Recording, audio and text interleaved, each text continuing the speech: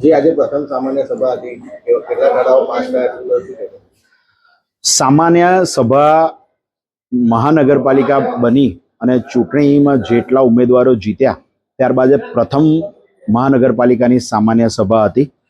પરંતુ નગરપાલિકા જે રીતના ચાલતી હતી એના કરતાં ખરાબ રીતે આ લોકો મહાનગરપાલિકા ચલાવે છે. માત્ર 1 મિનિટ કરતાં ઓછી સેકન્ડોમાં બોર્ડ પૂરું કરી દીધું છે. મેયરશ્રી અને સભા સંચાલન કરનાર પ્રમુખશ્રી પણ કોઈ પણ પોતાના ઉપર જવાબદારી સ્વીકારવા તૈયાર નથી. મારો પ્રશ્ન એટલો જ છે કે આખું ગામ અત્યારે જ્યારે નડિયાદ ચારે બાજુ ખોદાઈ ગયું છે, કાંસનો મોટો પ્રશ્ન છે, લોકો ત્રાહિમામ છે, તો મારી ફરજ વિરોધ પક્ષના પ્રતિનિધિ તરીકે કે તમે પ્રજા માટે શું કામ કરો છો, કરોડો રૂપિયાની ગ્રાન્ટ આવે છે, ક્યાં વાપરો છો, એ પ્રજાને જાણવું હવે ખૂબ જરૂરી છે. પણ આ લોકોએ કશું જણાયું નહીં.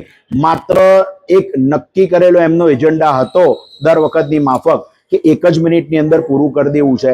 ટીપી નંબર 8ની સ્કીમ કઈ રીતના આ લોકો પસાર કરશે, કઈ રીતના એની અંદર ડેવલપમેન્ટ કરશે, ટીપી 8 સ્કીમ કેટલા વર્ષોથી પડી રહી છે, કેટલા લોકોને અસર કરશે, જે લોકોના ઘરો તોડ્યા છે તે લોકોને કઈ રીતના ઘર આપશે, કશી જ ચર્ચા કરવામાં આવી નથી.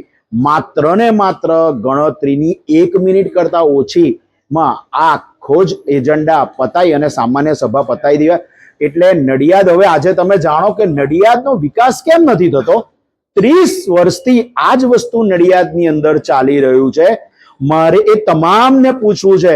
મારે તો ખાસ આપણી નડિયાદના લેડીઝોને પૂછવું છે, મારે માતાઓને પૂછવું છે, બહેનોને પૂછવું છે કે જુઓ આપણી આ નડિયાદની હાલ, જુઓ આપણી આ નડિયાદની પરિસ્થિતિ. કરોડો રૂપિયા આવતી ગ્રાન્ટ 1 મિનિટની અંદર પસાર કરી આ બધાની અંદર ખૂબ મોટો ભ્રષ્ટાચાર જોવા મળે છે.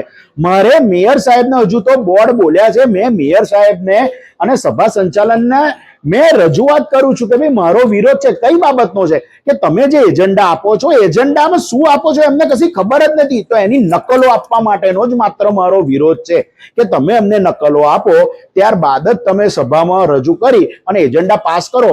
જો પ્રજાલક્ષી હશે તો મારી મંજૂરી છે, બરાબર છે. આજે વોર્ડ નંબર 12 નો પ્રશ્ન છે, સ્ટ્રીટ લાઇટો નથી ચાલતી. આખા ગામની અંદર સ્ટ્રીટ લાઇટોનું અજવાળું ઓછું થઈ ગયું છે. 50 થી 60% સ્ટ્રીટ લાઇટો ચાલતી નથી. તો આ બધું રજૂઆતો ક્યારે કરવાની? કમિશનર સાહેબને પોતાની કેબિનમાંથી બહાર ઉતરવાનો ટાઈમ નથી. મેં એમને સ્થળ સંચાલન માટે કહ્યું છે. આજે વોટર ફિલ્ટરેશન પ્લાન્ટ છે એ બેકાર પડ્યો છે. ગામમાં માત્ર 2 કે 3 વોર્ડમાં જ આનું પાણી આવે છે, એ પણ અનિયમિત છે. કૂતરાઓનો ત્રાસ ગામમાં ખૂબ છે. ગામની અંદર ગટરોની જોડે પીવાના પાણી મળી જાય છે, ઘરમાં વાસ મારે છે, લોકો બીમાર પડે છે, મચ્છરોની સમસ્યા છે. કાંસનો ખૂબ અઘરો પ્રશ્ન છે. હું કહેતો હતો, હું સોશિયલ મીડિયામાં વારંવાર આવીને કહેતો હતો, પ્રજાની માટે રજૂઆત કરતો હતો કે ભાઈ આની અંદર ગટરના પાણી છે, ગટરના પાણી છે. પરંતુ કેમ કરીને આ લોકો સમજવા તૈયાર નહોતા.